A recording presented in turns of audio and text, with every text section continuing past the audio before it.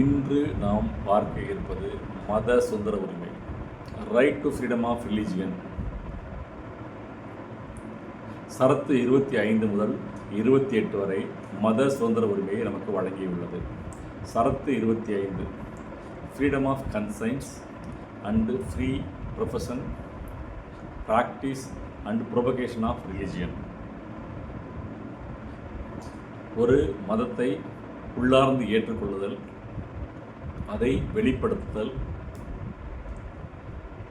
அதை பின்பற்றுதல், பிரச்சாரம் செய்தல் என்ற 4 வகையான உரிமைகளை இந்த சரத்து 25 நமக்கு வழங்கியுள்ளது.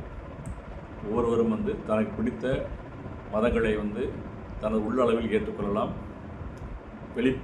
பிடித்த மதத்தை நான் ஏற்றுக்கொண்ட மதத்தை மற்றவர்களுக்கு இந்த மதத்தை தான் எனக்கு பிடிச்சிருக்குன்னு வெளிப்படுத்தலாம்.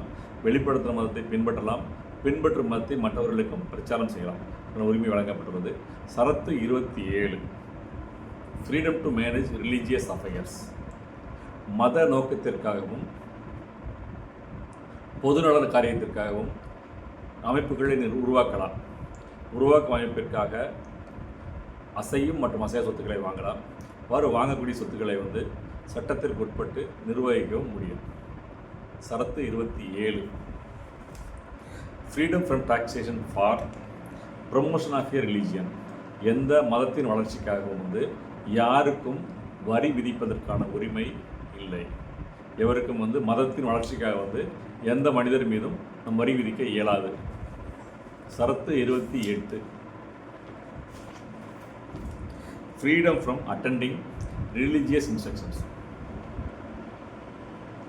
அரசின் நிதியில் செயல்படக்கூடிய நிறுவனங்களில் மத பிரச்சாரங்கள் ஏதும் நடந்தால் அதில் கலந்து கொள்ளாமல் தவிர்ப்பதற்கான உரிமை அனைவருக்கும் வழங்கப்பட்டுள்ளது. அரசின் பொது நிறுவனங்களில் மத பிரச்சாரம் செய்யக்கூடாது. அவ்வாறு செய்யப்பட்டால் கூட அதில் கலந்து கொள்ளாமல் தவிர்ப்பதற்கான உரிமை அனைவருக்கும் வழங்கப்பட்டுள்ளது. இந்திய அரசியலமைப்பு கூறியுள்ள மத சுதந்திர உரிமையை அனைவரும் பின்பற்றுவோம்.